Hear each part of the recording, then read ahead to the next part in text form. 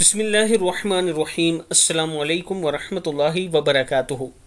عابد راجہ channel کی طرف سے آج میں اپنے دوستوں کو رسول اللہ صلی اللہ علیہ وآلہ وسلم کا ایک بہت ہی پیارا فرمان سناؤں گا۔ آپ دوستوں نے اسے غور سے سننا ہے اور پھر اس پر عمل بھی کرنا ہے۔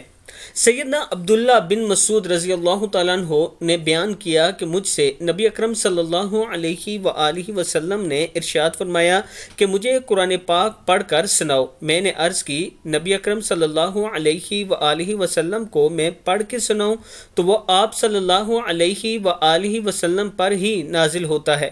آپ صلی اللہ علیہ وآلہ وسلم نے فرمایا کہ میں دوسرے سے سننا چاہتا ہوں، چنانچہ میں نے آپ کو سورہ نساء شروع کی۔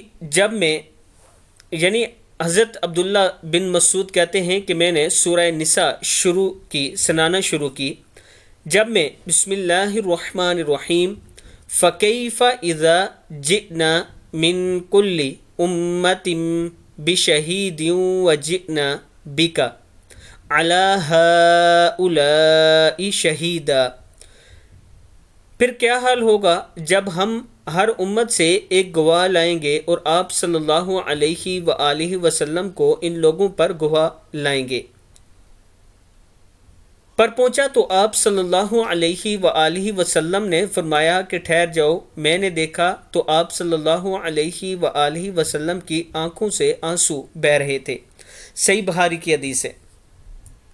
ایک مرتبہ درود شریف پڑھ کے نبی اکرم صلی اللہ علیہ وآلہ وسلم پر درود شریف پڑھیں اور پھر اس کے بعد پوری امت کے لیے آپ نے دعا کرنی ہے۔